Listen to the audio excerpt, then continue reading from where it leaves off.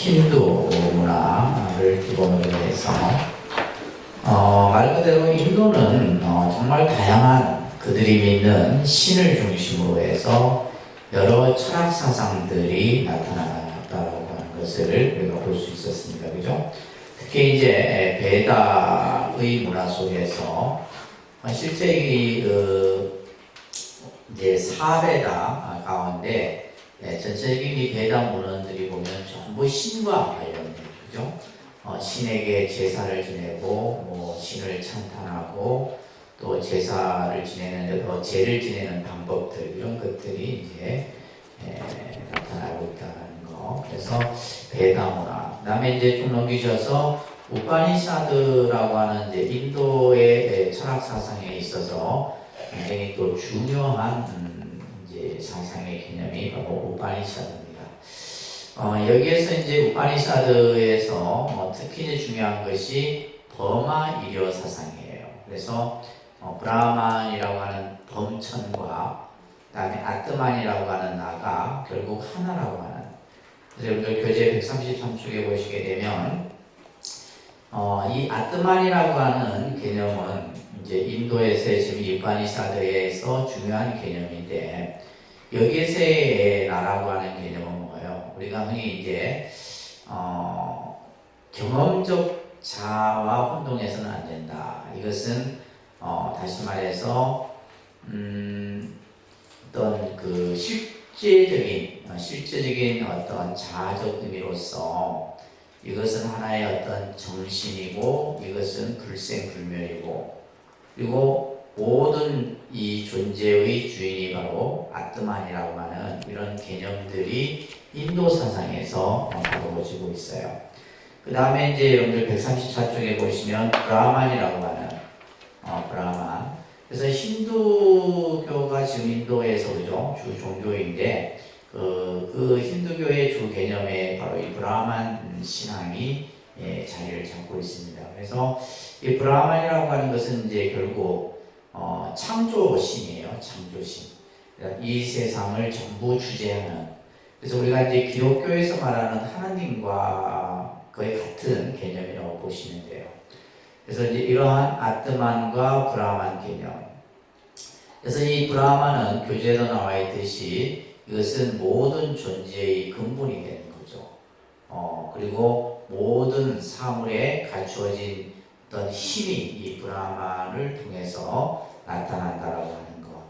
이런 개념들이 이제 브라만 사상 속에서 담겨 있는데, 자, 이 우파니샤드에서 제일 중요한 개념이 바로 버마 일요의 개념이에요. 그래서 브라만은 만유의 본질, 다시 말해서 우주의 본질을 브라만이라 한다면 아트만은 뭐예요? 개인, 존재에 대한 본질을 아트만이라 그래요. 근데 이 두 가지가 결코 다른 것이 아니다. 하나다라고 하는. 그래서 이것을 버마 일요 사상이다.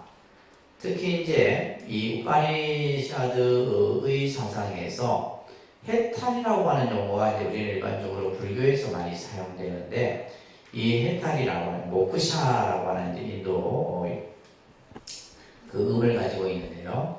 이 해탈이라고 하는 것이 이제 어떤 의미냐면 브라만과 아트만의 본질을 깨닫고 다시 말해서 브라만 그 다음에 아트만이라고 하는 그 근본 의미를 스스로 깨닫고 버마일요의 진리를 직관하여 브라만과 합일하는 다시 말해서 버마일요의 개념을 스스로 깨닫는 것. 이것이 바로 이제 인도 우파니샤드에서는 해탈의 개념으로 본 거죠. 그래서 이제 이 해탈의 의미가 해방이라고 하는 뜻을 가지고 있는데 해탈은 단지 윤회에서 벗어나는 데 머무는 것이 아니라 인간의 종교성이 성숙되어짐에 따라서 어떻게 보면 우리 사람들이 우주의 근원이나 또 최고의 원리를 탐구하기 시작하는 이런 개념들이 바로 인도 우파니샤드의 해탈이라는 사상 속에 담겨 있는 거예요. 그래서 이제 나중에 보겠지만 업이라는 개념, 그다음에 윤회라는 개념, 해탈이라는 이런 용어들은 인도 고대의 이러한 사상 속에서 사용되어졌던 그런 언어들이라고 보시면 됩니다. 자, 오늘 이제 여러분들이 중요하게 봐야 될 것이 육사외도 사상이에요. 이 육사외도 사상 아마 여러분들이 부처님 그 생애를 공부할 때 잠깐 아마 들었던 기억이 나실 겁니다. 그죠? 이 육사외도는 당시 부처님 당시 때 이제 부처님이 출현하시고 나서 인도 사회는 급격한 변화를 맞이하게 되는데 이제 그 변화의 중심이 되는 것이 경제입니다. 지금도 이제 경제가 모든 어떤 우리 문화, 정치 다 그 축을 이루고 있는 것이 경제인데 이때 당시도 마찬가지였어요. 그래서 농경 문화에서 이제 뭘로 바뀌어요? 상봉업의 이 시대로 바뀌게 돼요. 그래서 이제 부처님이 출현하셨을 때는 이미 이제 여러 처음에 부처님이 출현하셨을 때는 16개의 나라가 있었죠. 인도 전체를 이렇게 통틀어서 16개의 나라가 있다가 나중에는 이제 8개의 나라로 이렇게 이제 병합이 되는 이런 모습들을 보게 되는데 특히 이제 이 상공업이 발전됨으로 인해서 이제 쉽게 말해서 뭐요? 장사를 해서 돈을 이렇게 모으는 사람들이 생기는데 그들을 이제 당시 거사라는 근데 지금 이 거사라는 용어도 그죠? 우리 한국 불교에서는 남자 신도들을 그냥 거사다 이렇게 하는데 이 거사라는 용어 자체가 바로 당시 이제 어떤 무역 활동을 하고 또 이렇게 장사를 통해서 큰 부를 이룬 이들을 이제 거사라고 하게 되고 그 거사들 중에서 이제 우두머리 격을 뭐라 그래요? 장자라고 얘기하는 거예요. 그래서 이제 수다따 장자라든지 그죠? 우리 경전에 보면 기원정사를 이렇게 기증하신 분이 바로 뭐예요? 수다따 장자거든. 그리고 장자라는 이제 이 집단이 요즘 말로 하면 말 그대로 뭐예요? 이제 회장, 재벌, CEO 격이라고 보시면 돼요. 그러니까 이런 어떤 자상가들이 나중에는 이제 불교에 귀의를 합니다. 이 분들이. 그래서 사실은 불교가 우리가 이제 부처님 당시 때 보게 되면 왕이 귀의를 하죠. 군주 시대 때 왕이 귀의를 하고 또 이제 예를 들면 자상가의 집단인 이런 장자나 거사 집단들이 불교에 귀의를 하게 됨으로 인해서 불교 교단이 굉장히 빨리 급성장하는 요인이 됐던 이유가 바로 이런 것들이에요. 자, 그러면서 당시 이제 교재 보시게 되면 고살라, 마가다, 아반티, 바트샤 이런 4개의 나라들이 그 중에서 이제 여러분들 눈에 익은 나라 있죠? 마가다, 그죠? 이런 나라들 이런 나라들은 강대국이었어요. 그 중간에 16개의 작은 공화국의 나라들이 있었어요. 그러니까 예를 들면 이제 부처님의 그 카필라 국 같은 경우도 작은 나라예요. 아주 작은 16개에 속해진 작은 나라였다고 보시면 됩니다. 자, 이런 새로운 시대가 나타나면서 브라마나 다시 말해서 이제 힌두, 이제 고대의 힌두 신앙의 이제 그러한 이런 브라마나들이 존경을 받지 못하게 되게 되고 새로운 이제 사상가들이 등장을 하게 되는 거예요. 그들이 바로 누구예요? 이제 유물론자, 회의론자, 쾌락론자, 운명론자. 자, 이런 이들을 우리는 뭐라 하냐면 자유사상가라.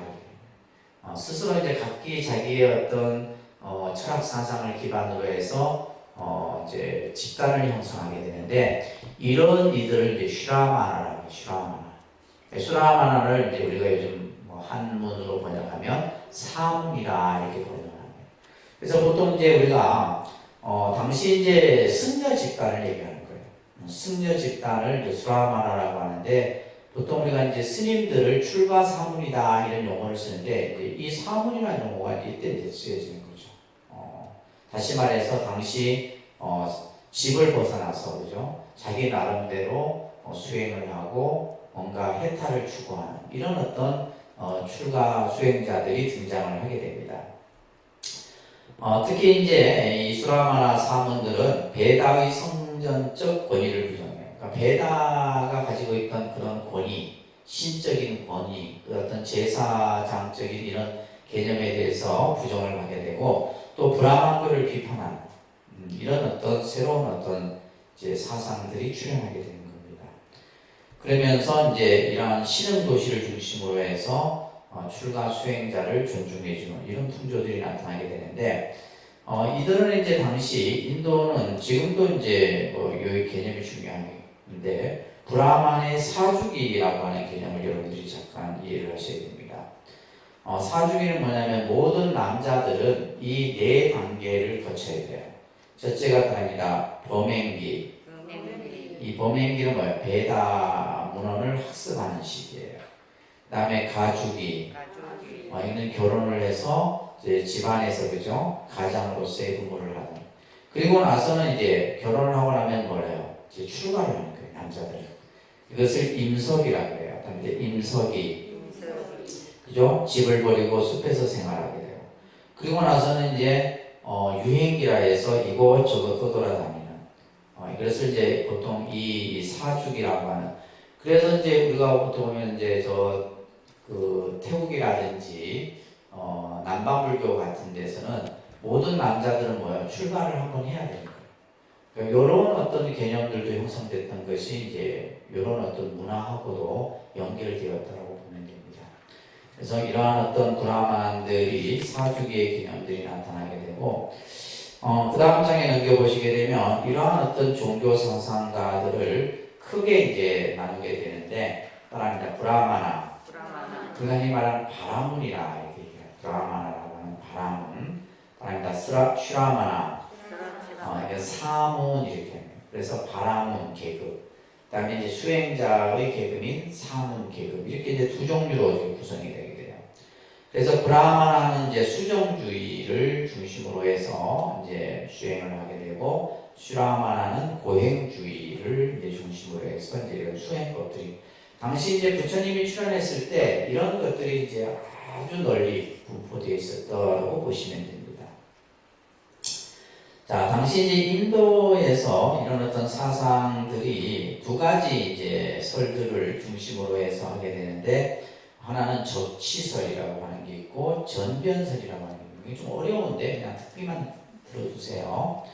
그래서 적치설 같은 경우는 이 세계가, 이 우주나 이 세계, 또 인간은 어떠한 원리와 요소로 구성되어 있다고 보는 거예요. 그래서 나중에 보시면 4요소설, 7요소, 12요소 이런 그러니까 어떤 물질이 형성이 되고 어떤 것들이 어떤 만들어지는 데 있어서 요소와 원리에 의해서 만들어진다라는 이러한 것들은 뭐냐? 상주불변하는 실제라는 개념으로 생각을 하게 되는 것이 이제 적치설이라는 개념이 있게 되고, 전변설이라고 하는 것은 이 우주의 근본은 바로 뭐다? 브라만이다 라고 하는 이런 개념으로 해서 이제 사상들이 나타나게 되는데, 자, 이들이 어느 정도 이제 그러한 그 다양한 개념들이 등장을 하게 되냐면, 불교는 62견이라고 하는, 그죠? 62가지의 견해의 개념들이 설명이 되어져요.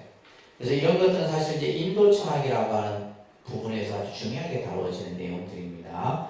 그다음에 이제 자이나교라고 하는 이 자이나교 같은 경우도 이제 부처님이 이 교회에 들어가서 이제 공부를 했던 적이 있었죠, 그죠? 그래서 이 자이나교 같은 경우는 363가지의 견해 이런 것들이 이제 있게 되는 겁니다. 자, 특히 불교의 62견은 뭐냐면 윤회 전생을 사상으로 사상을 배경으로 해서 이러한 이제 견해들이 나타나게 되는 거예요. 그러면서 업이라는 개념, 그죠? 이런 개념들이 이제 그러니까 이제 쉽게 얘기해서 이렇게 이해하시면 돼요. 여러분들이 다른 건 이제 다 기억 안 하셔도 해탈이라는 개념, 윤회, 업 이런 개념들은 뭐예요? 부처님이 출현하시기 이전에 이미 인도의 고대 사상 속에서 자리하고 있었다. 그들 중에 대표적인 분이 바로 뭐다? 육사외도다. 이건 이제 육사외도 부분은 조금 어렵지만은 크게 이건 기억까지는 안 하셔도 왜냐면 전체 불교를 이해하는 데서는 필요한 내용입니다. 자, 따라합니다. 아지따, 깨사캄발라, 아지따 깨사캄발라라고 하는 이제 하나의 자유 사상가예요. 사상. 쉽게 말해서 요즘 말로 얘기하면 어떤 자기 견해, 자기 주장을 통해서 집단 쉽게 하나 어떤 종교 단체의 교주라고 보면 됩니다. 요즘 얘기를 하면 그렇잖아요. 우리도 지금 얼마나 많은 종교 집단들이 있어요.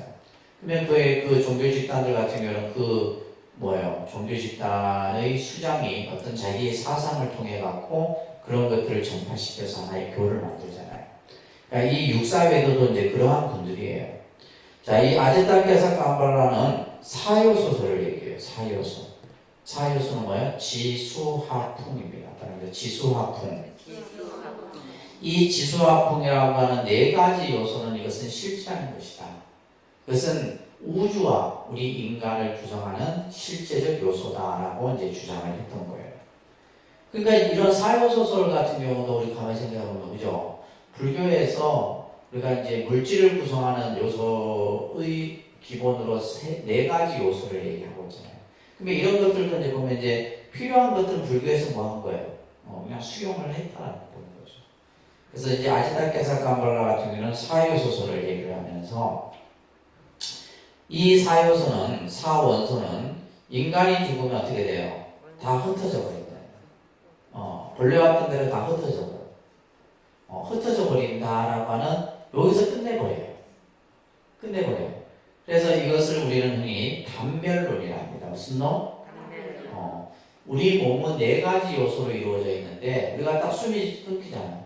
그러면 이것은, 우리가 흔히 말하는 지수화풍 이 네 가지 요소는 본래 왔던 자리로 돌아가는 거예요. 다시 땅으로, 물로, 불로, 바람으로 이렇게 돌아가 버린다. 그리고 나서 끝난다. 이렇게 이제 얘기하는 것이 아지타케사 깜발라. 영혼도 없다. 영혼 같은 것도 존재하지 않는다. 이렇게 보는 거예요. 그러면서 이 아지타케사 깜발라는 현세 내세도 존재하지 않는다. 내세도 없다. 이 말이에요. 그러니까 뭐요? 나중에는 뭐냐면 뭐 선한 일을 하고 악한 일을 해서 뭐 예를 들면 다음 생에 뭐 좋은 과보를 받고 이런 것도 다시 말해서 인과응보를 부정해요. 이 아지타케사 깜발라는 뭘 부정해요? 인과응보를 부정해요. 그러니까 다시 말해서 죽고 나면 끝이다 이거예요. 죽고 나면 끝난다. 요즘에 이런 생각을 가진 분들 많잖아. 그렇죠? 죽고 나면 그냥 모든 게 다 끝이다 이렇게 생각하는 사람들이 있는데, 이런 사람들을 단별론자라고 합니다. 그래서 이 아지타케사 깜발라는 그러한 주장들을 하면서 특히 이제 밑에 보시게 되면 육체가 곧 영혼이다. 다시 말해서 이것을 유물론적 다원론이다라고 하는 좀 어려운 말인데, 그래서 우리가 예를 들면 육체와 영혼은 서로 각기 다른 모습으로 우리가 이제 이해를 하는데, 이 아지타는 뭐요? 육체가 곧 뭐다? 영혼이다. 그러니까 육체가 없어지면 뭐요? 영혼도 없어진다. 이렇게 보는 거예요. 그렇기 때문에 이제 인과응보를 믿지 않고, 그죠? 죽고 나서는 다만 뭐만 남을 뿐이다? 백골만 남을 뿐이다. 이렇게. 그래서 사람들에게 어떻게 해요? 살아있을 때 하고 싶은 대로 다 해라. 그래서 쾌락주의를 주장하는 거예요. 무슨 주의? 쾌락주의. 그러니까 예를 들면 이제 사후에 인과응보도 없고, 내가 지은 업에 따라서 그죠? 다음 생에 대한 이런 개념도 강조하지 않고, 그러니까 뭐요? 현세에서 즐기면서 살아라. 이런 이제 쾌락주의 사상을 강조해요. 그래서 이제 이런 사상을 인도에서는 순세파라 이렇게 불렀어요. 순세파라는 말은 뭐라고 했어요? 세상에 종속하는 이들을 순세파라. 그러니까 다시 말해서 세상에서의 그냥 세상의 흐름대로 그냥 즐기고 내가 하고 싶은 대로 하고 그냥 그리고 사는 이런 이제 사상가가 아지타케사 깜발라예요. 그 다음에 두 번째 산자야 벨라티푸타. 그러니까 산자야 벨라티푸타. 네, 아까는 아지타, 두 번째는 산자야죠, 그죠? 이 산자야는 우리가 조금 아주 유명한 인물이에요. 왜냐하면 실제 사리불과 목걸련이 산자의 제자였어요. 우리 부처님이 10대 제자 있죠? 10대 제자 중에 사리불과 목걸련은 원래 산자의 제자입니다. 근데 이 산자의 제자였던 두 제자가 나중에 이제 불교로 쉽게 말해서 이제 귀종을 하는 거죠. 종교를 부처님께 귀의를 하게 되는데, 자, 특히 이 산자야는 불가지론을 주장합니다. 그러니까 불가지론. 그러니까 불가지론이라는 말은 알 수 없고 우리가 이해할 수 없는 이야기만 해요. 우리가 그냥 명확하게 어떤 답을 내주지 않아. 자, 이런 거예요. 누군가가 내세와 선악의 업이 존재하는가 이렇게 물으면 뭐요? 만약 내가 있다 생각하면 있다고 대답하겠는데 나도 있다고도 없다고도 있을지도 없을지도 뭐 생각하지 않는다. 아주 뭐 애매모호한 이런 이제 그 이론을 주장하는 이를 불가지론이라고 해요. 불가지론. 그래서 다시 말해서 형이상학적인 문제, 형이상학적. 나중에 이제 형이상학에 대해서 오늘 좀 공부를 할 건데 이 형이상학이라고 하는 것은 내가 알 수 없고 볼 수 없는 것들이에요. 내가 알 수 없고 볼 수 없는 어떤 거예요? 뭐 전생의 일이라든지 그죠? 또 어떤 우리가 사후의 문제라든지 또 우주의 어떤 근원에 대한 부분이라든지 그러니까 내가 알 수 없고 볼 수 없는 것들이에요. 이런 것에 대해서 이제 판단의 중지의 사상이 이제 제시된 겁니다. 그래서 이것을 마치 미꾸라지처럼 어떤 이제 주제를 가지고 얘기를 할 때 마치 미꾸라지가 빠져나가듯이 그냥 요리 빠져나가고 저리 빠져나가고 그런 어떤 주장을 펼쳤던 인물이에요. 그래서 이것을 인도 철학에서는 뭐냐면 회의론이라고 합니다. 무슨 론? 회의론. 그래서 예를 들면 밑에 나와 있듯이 악업에 대한 과보가 있느냐 없느냐, 인간의 사후가 존재하느냐 존재하지 않느냐 이런 물음에 대해서 뭐요? 회피를 하는 거죠. 회피를 하고 또 그러면서 이제 어떤 우리들이 생각하는 것을 중지시키는 이러한 입장이 선자의 주장이었다. 자, 그 다음에 세 번째 마칼리코살라입니다. 마칼리코살라는 아지리카라고 하는 교를 숭배를 했었다 이렇게 되어 있어요. 아지리카라고 하는 교를 숭배했었고 특히 이제 이 마칼리코살라를 사명외도라고도 표현합니다. 경전에 사명외도라는 말이 많이 나오는데 특히 이제 고행을 아주 중심으로 수행을 했던 수행자입니다. 이 마칼리코살라는 12요소서를 얘기해요. 12가지 요소를 얘기를 합니다. 그러니까 4요소에다가 그죠? 12가지 요소서를 얘기를 하고 그리고 영혼은 물체와 같아서 동물이든 식물이든 영혼은 존재한다라고 하는 거예요. 그렇지만은 윤회의 생활을 계속하고 있는데 예를 들면 이 지금 마칼리코살라도 인연에 대해서 다시 말해서 인과응보에 대해서는 부정을 하는 입장을 가지고 있습니다. 왜 그러냐면 모든 것은 뭐냐면 하늘에 의해서 결정된다라고 보는 거예요. 하늘에 의해서 결정된다. 다시 말해서 브라만 신에 의해서 모든 것은 결정된다. 이렇게 이제 주장하는 거죠. 그래서 자신의 행위와 노력은 소용이 없고 그죠? 우리가 이제 윤회 전생을 계속 하다 보면 언젠가는 그 윤회 전생이 끝난다 이 말이에요. 끝나고 나면 다시 해탈의 시간이 올 것이다. 이런 이제 주장을 했던 인물이 마칼리코살라예요. 그렇기 때문에 인간은 자신의 현재와 미래에 대해서 아무런 책임도 없다라는 사상을 주장을 하게 돼요.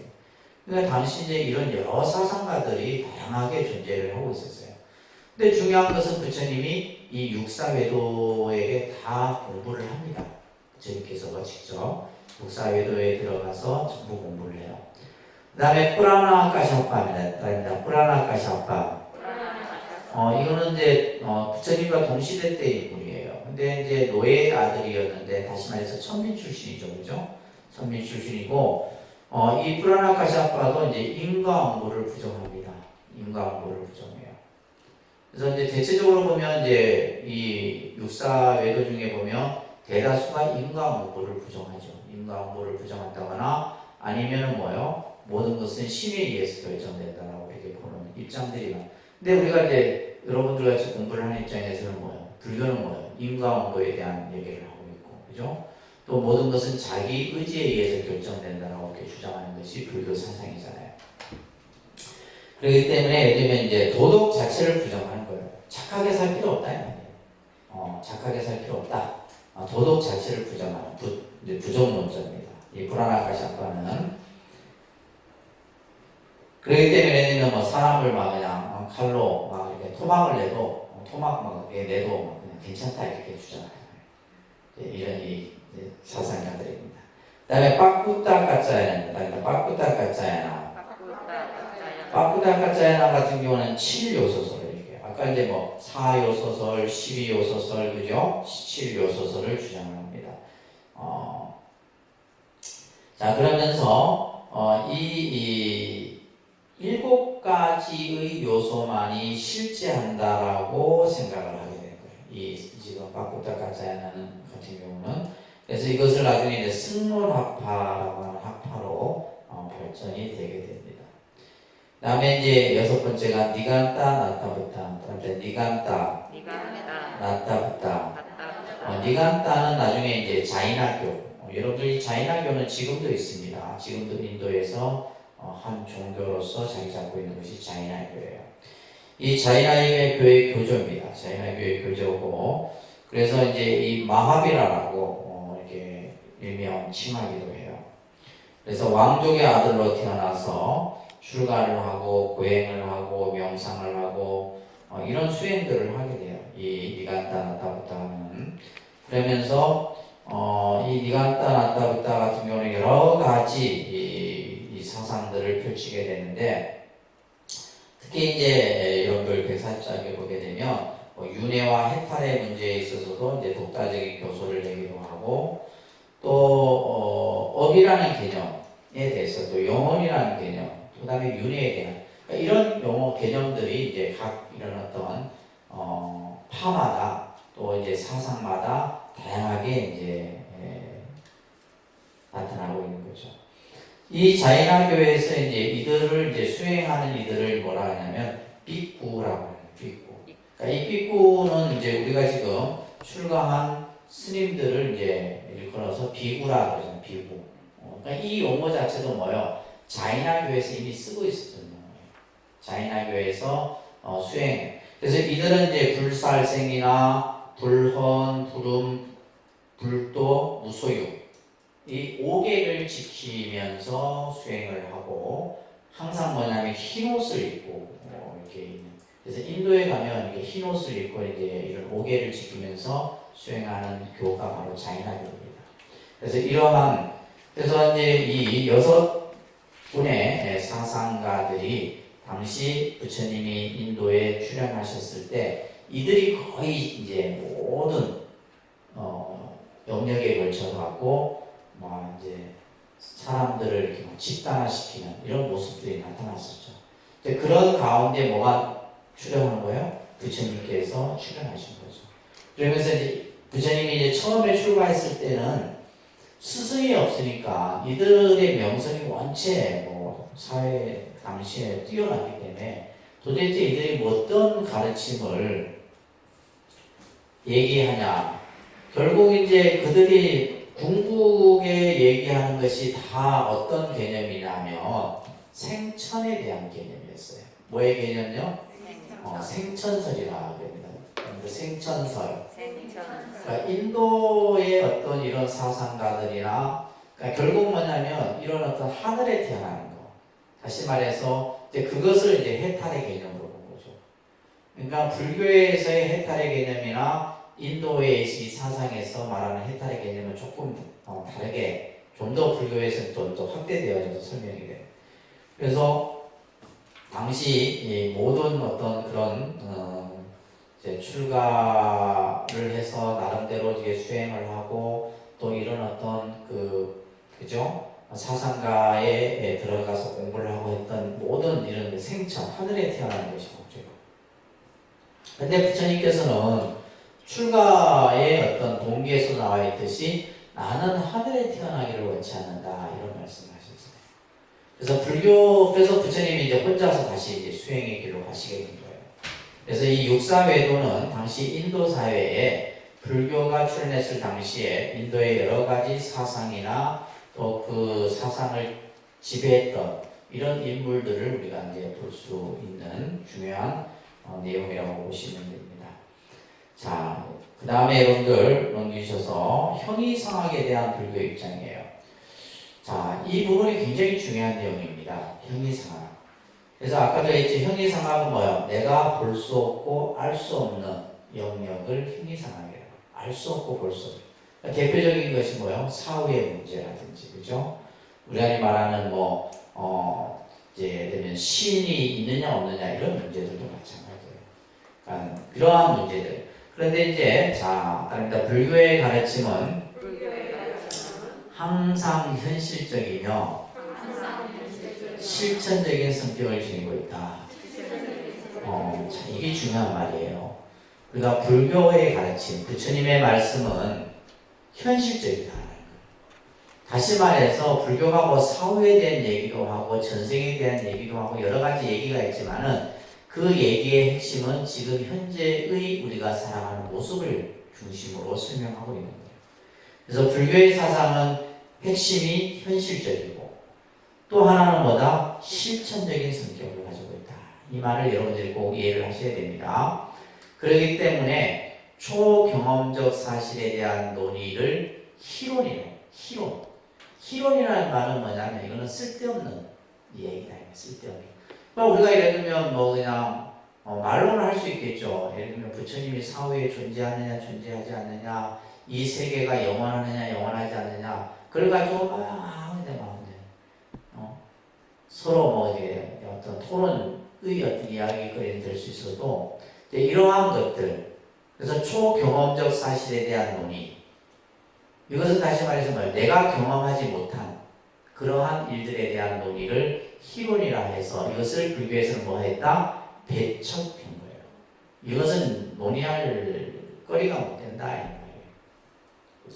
말이에요. 희론을 초월한 것이 불교의 입장이다.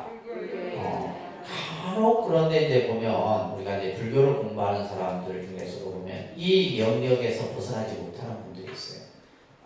그냥 실질적인 어떤 내가 볼 수 없고 알 수 없는 이런 이야기들을 가지고 막 이제 논의 주제를 삼고 하는 경우들이 있는데 불교는 그렇지 않다. 자, 그러면 불교에서는 형이상학적 입장에 대해서 어떤 태도를 가지고 있느냐? 자, 다음에 초기 불교는 우주의 기원과 범주에 속하는 물음들과 그러니까 이제 예를 들면 이 시대 때도 그죠? 2600년 이전 그 시대 때도 사람들은 이 우주는 어떻게 해서 만들어졌을까? 이건 누가 만들었을까? 무엇에 의해서 존재하는가? 또 예를 들면 우리가 영혼이라는 것이 과연 존재하는가? 죽고 나서 그죠? 사후에 대한 이야기들 이런 것에 대해서 늘 물음을 던져왔었던 거죠. 지금도 마찬가지지만은 그 다음에 영혼과 자아의 본질, 그다음에 영혼과 자아의 본질. 자아의 본질은 뭐야? 나는 누구인가? 도대체 나는 누구인가? 나에 대한 물음, 그죠? 이런 것들. 그 다음에 또 사후 성자의 상태. 예를 들면 부처님이 사후에 존재하느냐, 존재하지 않느냐. 예를 들면 우리가 신이 영원하냐, 영원하지 않느냐, 이런 문제들이에요. 그죠? 신은 죽었느냐, 살았느냐. 그러니까 우리가 말하는 기독교에서도 마찬가지고 모든 어떤 우리가 이제 종교의 영역 속에서는 이러한 논의들이 항상 있어져 왔다는 겁니다. 자, 이런 문제들을 뭐라 한다? 형이상학이라 한다. 뭐라 한다고요? 좀 용어가 어렵지만 그죠? 다시 말해서 그냥 쉽게 얘기해서 우리가 이제 이런 것들을 그냥 철학적인 문제라 얘기하는 철학적인. 나에 대한 문제, 우주에 대한 문제, 또 그죠? 어떤 영혼에 대한 문제, 또 사후에 대한 문제, 이런 문제들은 전부 철학적 영역이에요. 그래서 이제 우리가 흔히 불교를 철학에 가까운 종교 이렇게 표현하는 거예요. 왜냐하면 철학적 개념들을 엄청 많이 다루고 있는 거죠, 사실은. 그럴 수밖에 없는 것이 이 시대 때 불교가 출현했을 이 시대 때 이미 이러한 많은 사상 속에서 불교가 출현했기 때문에 아까도 얘기했듯이 업에 대한, 윤회에 대한, 또 그죠? 이런 여러 가지 개념들을 다 불교에서 그것을 수용하기도 하고 때로는 이제 배척하기도 했던 거예요. 자, 이러한 문제들을 이제 부처님 당시 때에도 늘 대두가 됐었던 문제예요. 그래서 예를 들면 이제 14무기라고 하는 내용이 이제 오늘 공부해야 될 중요한 내용인데, 자, 상응부 경전, 초기 경전입니다. 아첼라 카샤파가 이런 질문을 했어요. 괴로움은 자기 자신에 의해서 일어난 것인가? 자, 우리가 괴로움이라는 문제를 가지고 얘기를 하는 거예요. 괴로움은, 우리가 괴로움이라는 것이 이제 어떤 심리적인 상태 속에서 자기가 지금 현재 내가 괴로움이라는 것을 가지고 있다면 이 괴로움이 나로부터 생겨난 것인가? 아니면 다른 것으로부터, 외부로부터 만들어진 것인가? 또 괴로움이 자기 자신과 다른 것으로부터 일어난 것인가? 자, 이런 것을 이제 여기서 교재에도 보면 고의 자연기라, 고의 외연기, 뭐 이런 이제 표현들이 나오죠, 그죠? 또 괴로움이 자기 자신도 아니고 다른 것으로도 야기된 것이 아닌가? 자, 여기서 이제 중요한 이런 문제들에 대해서 불교는 어떠한 태도를 취하느냐 이게 중요한 거예요. 부처님은 이러한 질문을 받았을 때 예를 들면 그냥 단정적으로 yes, no 이렇게 답을 한 게 아니에요. 어떻게 답을 한 거예요? 그렇게 말하지 말아라. 그런 표현으로 묻지 말아라. 이렇게 얘기를 하신 거예요. 예를 들면 상대의 질문에 대해서 상대를 그냥 이렇게 그 어떤 생각을 깔아뭉기는 것이 아니라 부처님께서는 그렇게 말하지 말아라. 근데 이런 것들은 여러분들 금강경에서도 보면 수불이하고 대화 중에서도 보면 부처님의 그 대화법이 참 인상적이죠. 예를 들면 너 생각이 잘못됐다 이렇게 표현하지 않죠. 나는 그렇게 생각하지 않는다 이렇게 표현해요. 나는 그렇게 생각하지 않는데 그러면 너는 어떻게 생각하느냐 이렇게 물어요. 나는 그렇게 수고리가 어떤 질문을 했을 때 부처님은 뭐요? 나는 그렇게 생각하지 않는데 너는 어떻게 생각하느냐 이렇게 묻어요. 가장 이상적인 대화법입니다. 이상적인 대화. 여러분들이 대화를 할 때도 그렇게 하세요. 근데 우리는 그렇지 않죠. 누가 상대하다 그거 틀렸어 그래. 그냥 자기 입장에서 그냥 틀렸다고 다 해버리잖아요. 그러니까 거기서 뭐가 생겨요? 시비가 붙는 거죠. 근데 부처님은 나는 그렇게 생각하지 않는데 너는 그러면 그거에 대해서 어떻게 생각하느냐 이렇게 표현을 합니다. 그게 이제 금강경뿐만이 아니라 모든 경전에 나옵니다. 자, 이 물음에 대해서 부처님은 그렇게 말하지 말라. 자, 그러면서 첫 번째 괴로움이 자기 자신에게서 일어난 것인가에 대해서 이것은 부처님이 이제 말씀하셨던 이유는 뭐냐면 이것은 잘못하게 되면 우리는 그러잖아요. 어떤 괴로움이 우리가 그냥 괴로움은 스스로 만들어내는 거야. 자기 자신에게서 일어나는 거야. 이렇게 말해서도 안 된다는 거예요. 그것은 왜 그러냐면 상주론에 대한 믿음으로 나아갈 수 있다라는 인식이 만들어질 수 있다는 거예요. 자, 이것은 다시 말해서 밑에 보시게 되면 이것은 우파니샤드 사상가들도 이제 얘기했던 개념인데 이것은 관념론적 형이상학에 대한 일종의 편견에서 연주했다. 그래서 부처님은 영원하다, 영원하지 않다. 어떤 생각이 한쪽에 치우치지 않죠. 부처님의 견해는 치우치지 않습니다. 그래서 괴로움이 나로부터 일어난 것이냐, 그죠? 그건 잘못됐다 이게 아니라 그렇게 말하지 말아라.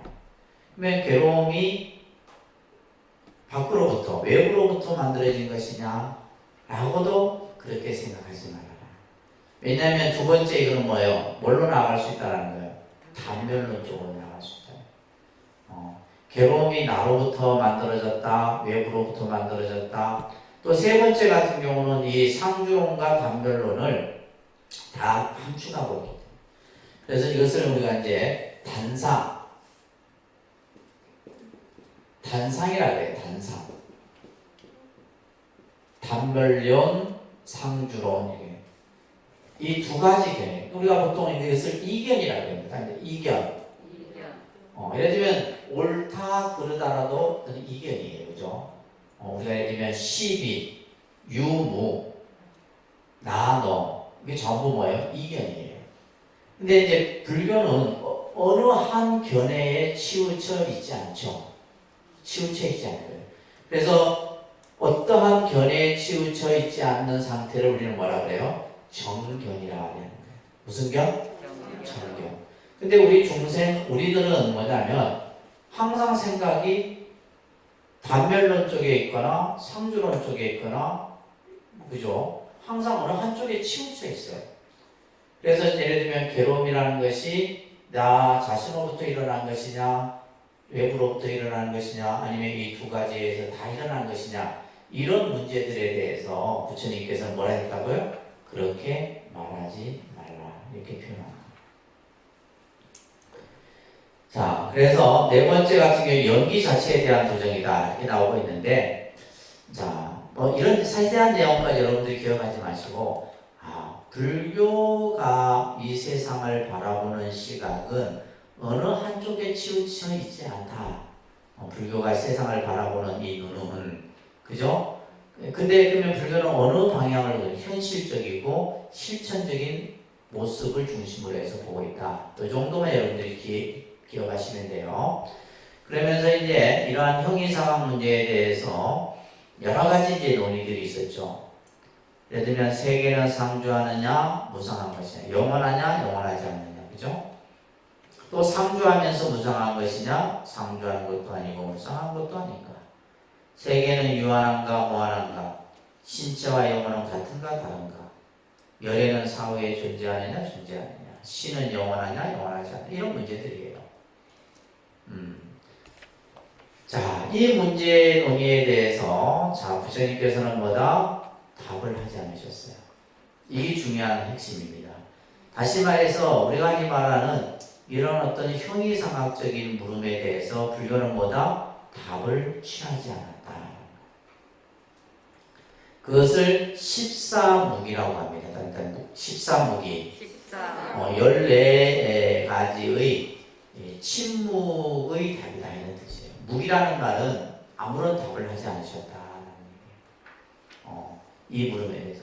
그러니까 여러분들도 마찬가지예요. 이런 것에 대해서 궁금할 수 있지만은, 예를 들면 뭐 사후에 대해서 얘기를 우리가 여러분들이 묻는다면 나도 가본 적이 없고, 그죠? 여러분들도 볼 수 없는 그 영역인데, 근데 우리는 그것에 대해서 만약에 누군가 사후라는 세계가 있어 이러면 그 뭐예요?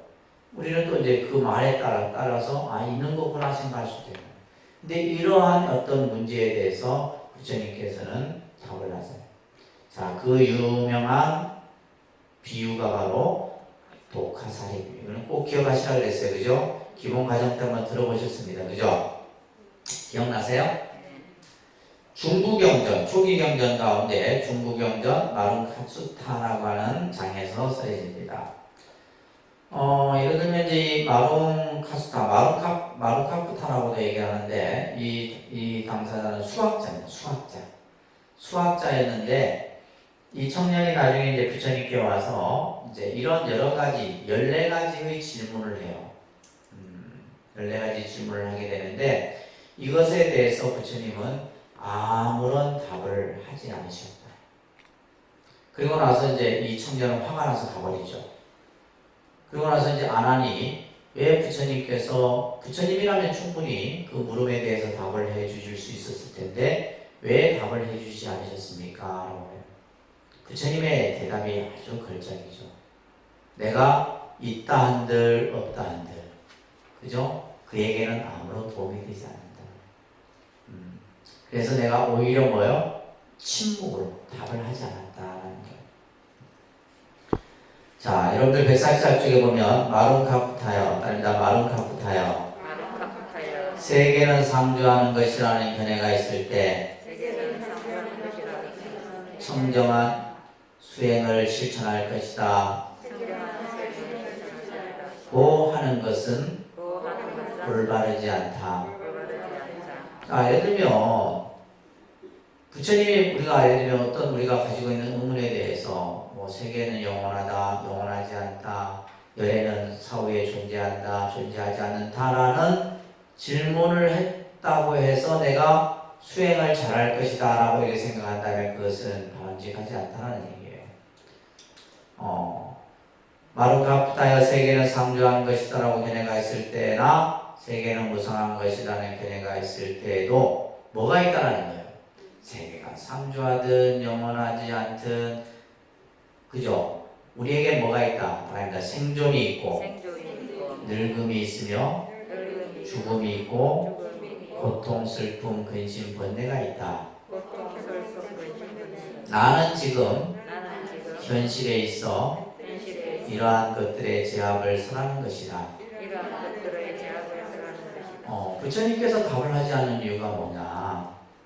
내가 이것을 있다 한들 없다 한들 지금 그 당사자에게는 뭐가 있는 거예요? 생로병사의 괴로움의 문제를 벗어날 수는 없다.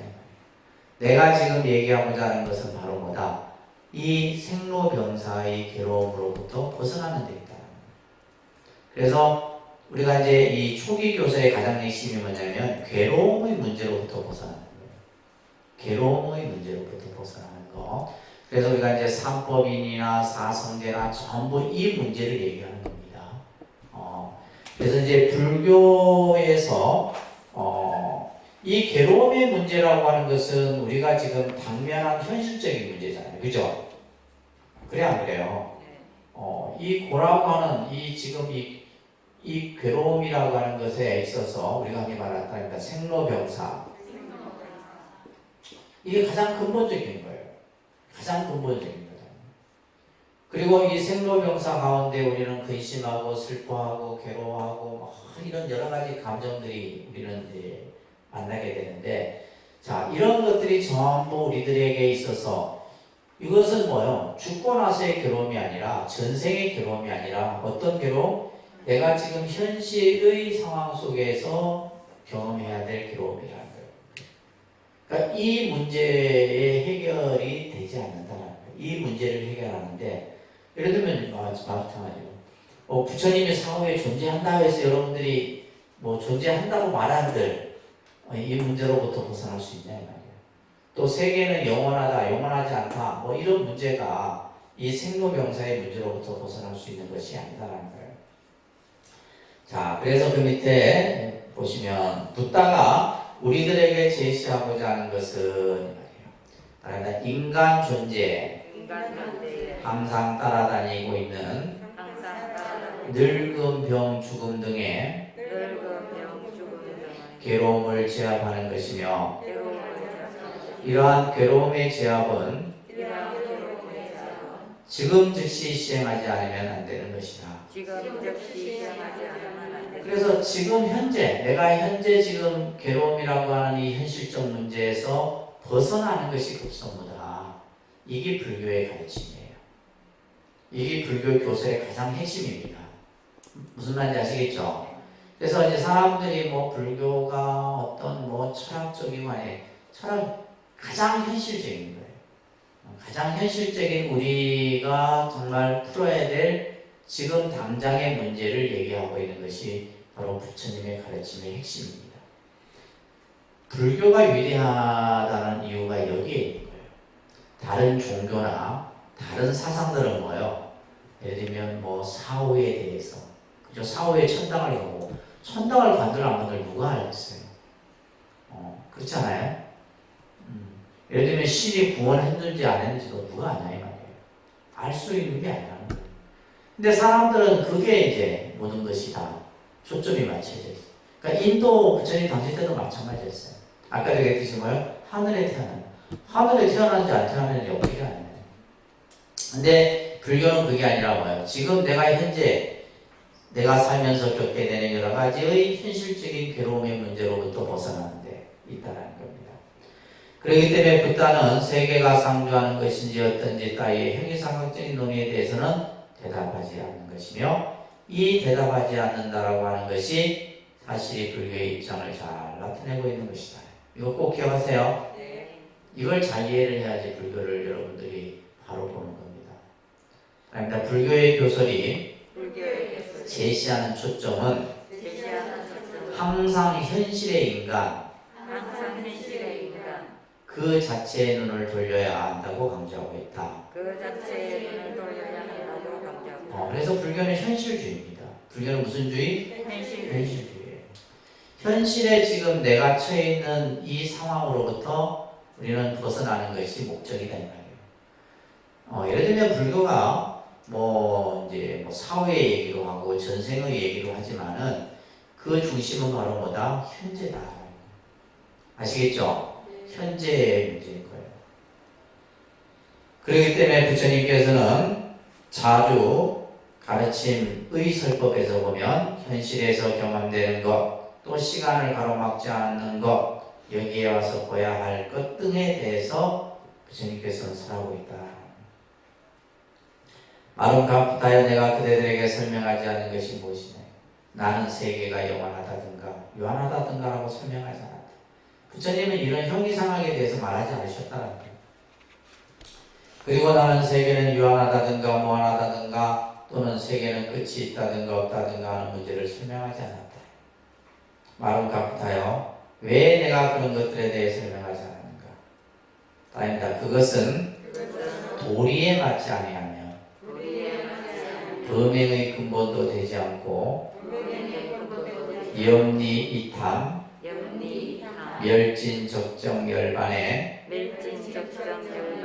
쓸모가 없기 때문이다. 자, 그래서 부처님께서는 이러한 어떤 철학적인 그저 형이상학적인 이러한 문제에 대해서 말하지 않았다. 그것은 뭐요? 다시 말해서 괴로움으로부터 벗어나는 데 도움이 되지 않는다. 이게 핵심입니다. 그러니까 우리의 지금 가장 중요한 부처님의 초기 교사의 핵심은 뭐요? 괴로움으로부터 벗어나는 거예요. 괴로움의 문제로부터 벗어나는 겁니다. 여러분들이 어떻게 보면 절에 온 목적, 또 불교를 공부하는 목적도 여기에 있는 거예요. 이 내가 현실에서 느끼는 여러 가지 괴로운 문제들, 이것으로부터 어떻게 하면 벗어날 것인가? 예, 여기에 있는 것이지, 예를 들면 우리가 뭐 사후에 천당 가고 극락 가고 이게 아니다. 자, 그러면 마음 갚다여 내가 그대들에게 설명했던 것은 무엇인가? 아니다. 이것은 괴로움이다. 그죠? 부처님께서 이것은 고다. 이렇게 말씀해요. 이것은 이제 사성제라고 해요. 사성제.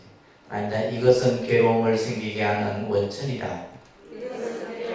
자, 괴로움을 생기게 하는 원인. 우리는 그걸 뭐라 배웠어요? 집착이다. 뭐라고요? 집착인 거죠. 그러니까 집착이 전부 괴로움의 원인이에요. 근데 우리는 그 집착을 못 버린다 이 말이에요. 그래서 예를 들면 내가 우리가 예를 들면 뭐 집착이 괴로움의 원인이라는 것은 우리는 다 알고 있어 사실. 알고 있으면 공부 이제 다 끝난 거예요. 근데 내가 알고 있다 해서 괴로움의 원인인 집착이 안 생겨요? 아니잖아요. 집착은 어떻게 보면 이것은 뗄래야, 그러니까 내가 집착을 버려야지 하는 것 또한 뭐다? 집착인 거예요. 내가 집착하지 말아야지 하는 것도 집착이에요. 그래서 이제 이러한 내용들이 어디에서 설해져요? 금강경에서 설해지고 원가경에서 설해지고 이런 설법들이 경전마다 설해지는 경우.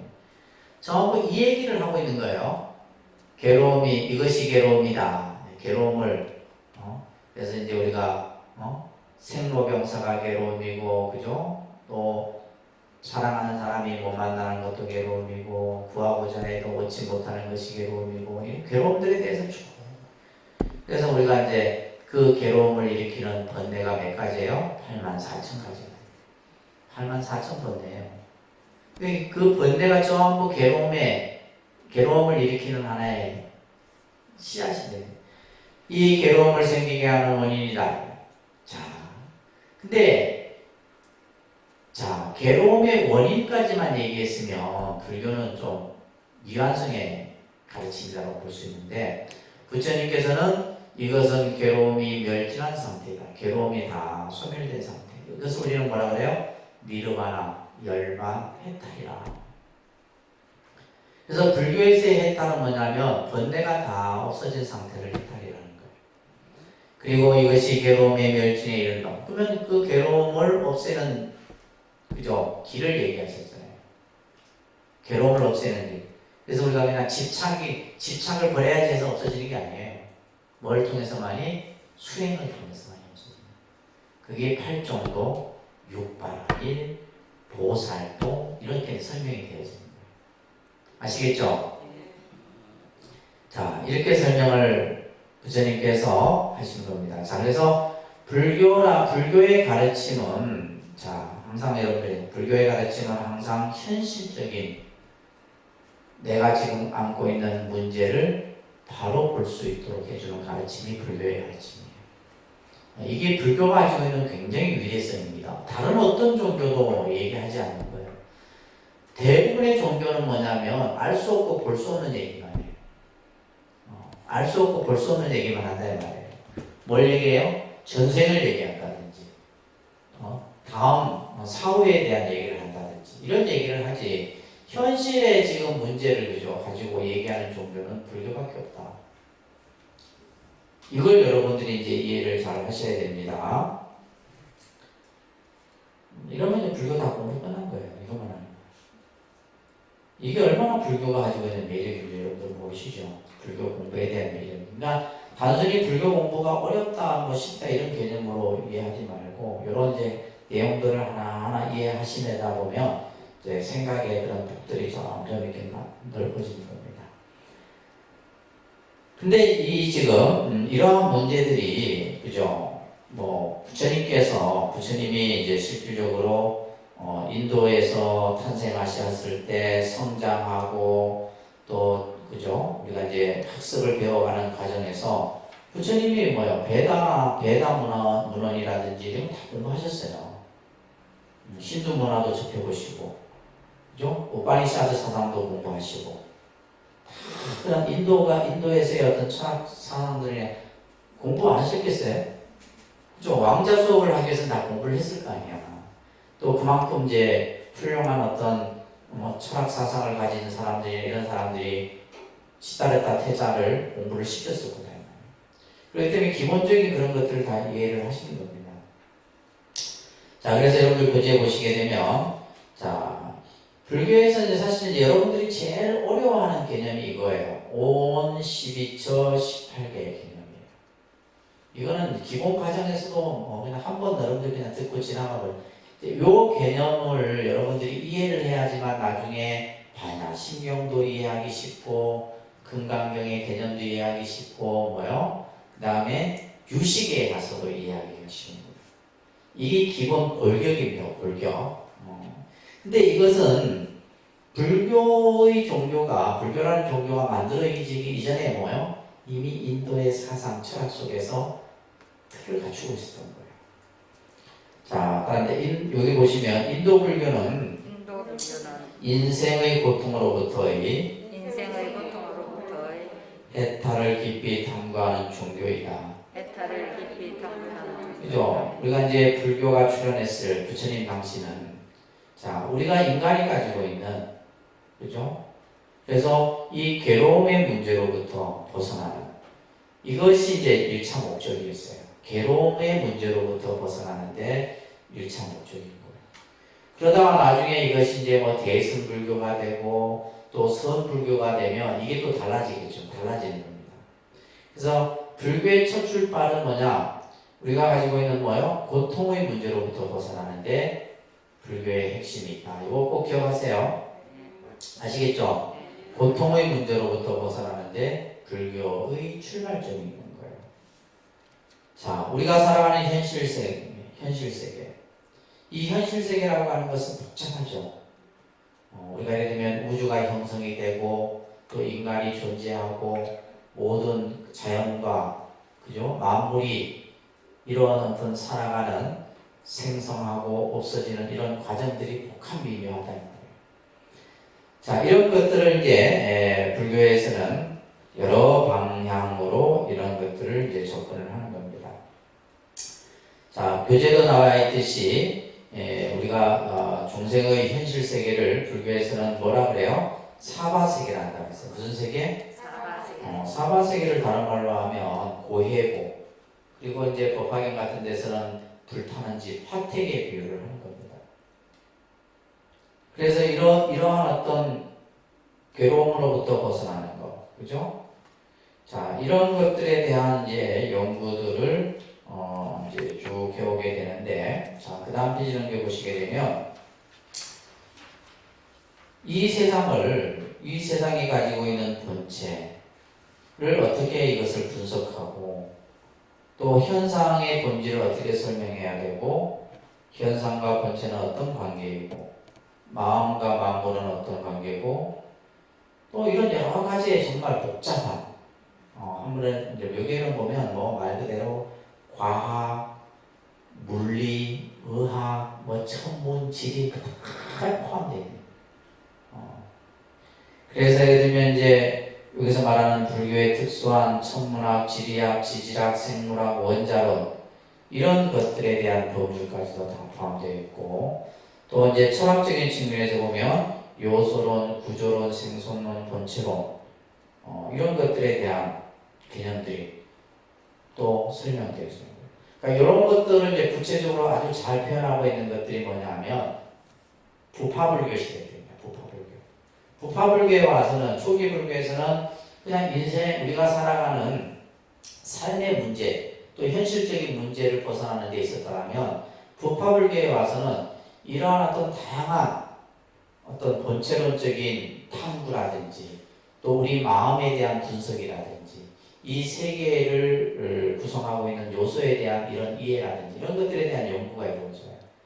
그래서 이제 대표적인 뭐 구사론이라든지 이런 논술을 보게 되면 이제 아주 세세하게 분석을 해놓고 있는 겁니다. 자, 그것이 이제 우리가 이제 대승경전에서도 그대로 그것이 나타나고 그죠? 그래서 뭐 예를 들면 오온이라는 개념도 반야심경 구조에 나오고 그 다음에 뭐 12처, 18개, 육군, 육식, 육경 뭐 이런 개념들 그죠? 그런 개념들 들어보셨죠? 네, 이것을 여러분들이 이제 잘 이해를 하셔야 됩니다. 그래서 오늘은 여기까지만 좀 할게요.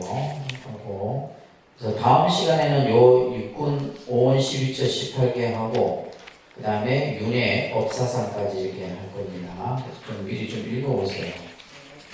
아셨죠? 이거는 설명이 되어 있으니까 그래서 5원이 뭐 어떤 것인지 다음 주에 물어봅니다. 5원이 뭐고 12처가 뭐고 18개가 뭐고 육군이 뭐고 육경이 뭐고 육식이 뭐냐 이것을 우리는 법수라고 해요. 법수. 불교 교리학적으로 법수라고 해요. 그러니까 이제 보면 우리가 불교 교리를 공부하다 보면 앞에 숫자가 많죠. 삼법인, 사성제, 12연기, 8정도 그죠? 지금 얘기했던 5온, 12처, 18개 뭐 이런 식으로 숫자와 이렇게 연관해서 이렇게 이런 것들을 법수 개념이라고 하는데 여기 이제 어려워요. 한두 번 들어가고 잘 이해가 되는 게 아니고 나중에 뭐 경전 공부할 때도 나오고 그죠? 뭐 반야심경 할 때도 나오고 화엄경 공부할 때도 나오고 계속 나오는 거예요. 그래서 처음부터 잘 이해를 해두면 공부하기가 굉장히 쉽죠. 아셨죠? 네. 자 미리 좀 보세요.